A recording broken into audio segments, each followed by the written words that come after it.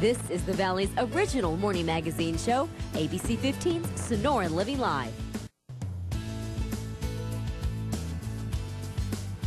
So maybe you aren't diligent about wearing sunscreen, or you continue to like to have that healthy glow by visiting the tanning booth or maybe laying outside in the sun, but you probably thought, hey, if I get a suspicious spot, well, my doctor will catch it. I'll be all fine. It'll be nice and healthy. Well, that isn't always the case. And today, Dr. Jennifer Lindner is here to talk about skin health and early skin cancer detection. Some sobering facts that we all need to be reminded of. Good morning to you. Good morning. So who is more prone for cancer? So those people that have the fairest skin, have a family history of skin cancer, or have a lot of moles are the most prone. But the reality is anybody can develop a skin cancer. In fact, Bob Marley died of melanoma. Wow. Wow. I don't think I knew that. So it's kind of one of those little known facts, but the reality is even if you have really dark skin, you can still develop skin cancer. Okay, well, let's get to the basics and let's just kind of get a little education in dermatology. What is skin cancer? So skin cancer is directly a result of sun exposure. Typically about 90% of the cases are a result of the sun, and what ends up happening is the cells are damaged by the sun rays and they get DNA damage. And so when the DNA damage starts happening, the cells start mutating and those cells start growing, and then they push the normal cells out of the space and they kind of grow and get larger, and then you finally see the little spot. Now, the interesting thing that I want people to be aware of is the fact that if you started getting a tan, that's the first sign of DNA damage. The tan? The tan. The skin? Yep. Oh. But it looks so good. But it's so very bad. Yeah, so once we get that tan, let's say months, years, decades pass, then we start to see the spots, right, the lesions. Right, funny little unusual spots.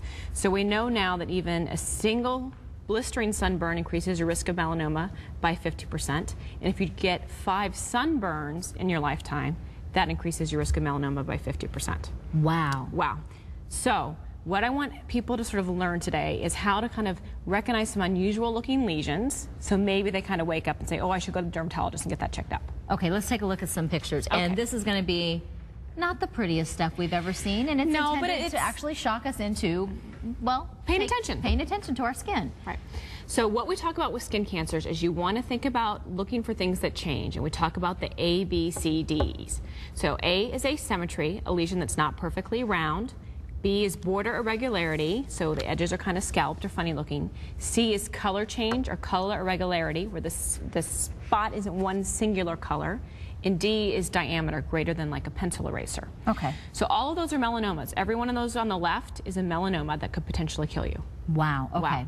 Okay. So let's take a look at the next slide, and this is kind of an example, more of a practical and really not that pleasing to look at. Exactly. So unfortunately, each one of these are a melanoma, and you can see like the one on the upper left is kind of large and unusual shape. The one in the middle there on the top is kind of actually small, and there's only a little bit of pigment up in the corner. And the one on the far right at the top was actually very small but unusual shaped.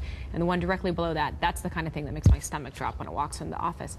But things on fingers and toes are often the most dangerous because people don't pay attention to them. I mean, how often do people look at the bottom of their foot, right? Is that common to get a melanoma on your foot or your hand? It's not common, but when it happens, it can be quite deadly. And with the darker skin types, that's the more likely location for it to happen. Oh, I see. Okay. Let's take a look at some other slides and tell us, what we should be looking for. And I think these are just examples for all of us to go, okay, yes, they're very bad, and hopefully we would detect them prior to that. But these are things that happen to people who have families and lives. So, like the one on the lip, those are little skin cancers all the way to the bottom of the lip. So we're out in the sun all day, your lips are often not protected, and you're getting exposure there and can cause skin cancer. And these are all examples of squamous cell carcinomas, which are usually red and scaly and often show up in sun-exposed areas like the ears or the hands. Red and scaly is something Red and to look scaly, for. things that don't heal quite right. And then the next one is something called a basal cell carcinoma. If we look at the next photograph, and those tend to be more pearly. They tend to look like little pimples that don't heal quite right, often on the face, especially around the nose and ears. Now, Dr. Lindner, I can see people dismissing those, thinking, this is just going to go away. I've got a little rash or, Right. If something doesn't go away in a matter of weeks, those are the things you want to get checked out by your dermatologist. Okay. Because there might be some things that are not any reason to be concerned about if they do kind of come and then they go away, but we keep an eye on them. Exactly. This isn't yet another example. These are actinic keratoses, and those are actually the start of skin cancers. Those feel like little sandpaper, and they can actually turn into skin cancers. So if someone has sort of sandpaper-like skin, red scaly things, those should get checked out too. Texture too. Texture. All right. So are you saying we just don't go to the beach ever again? You know what? I'm a big believer that it's important to spend time outdoors. Enjoy yourself. Live life. You want to go on vacation, but just protect yourself when you are out. When you are outside, reapply your sunscreen every 2 hours, making sure you use enough. Seek the shade when you can, but really protect yourself and look for things early. It's really about prevention. Prevention. Early detection and prevention. Exactly. Thank you very much. We're glad you came in and kind of scared us to action. Made us aware. To get in contact with Dr. Jennifer Lindner, just head to SonoranLiving.com. We've put all of her information there, and she is certainly a wealth of information should you need to contact her directly.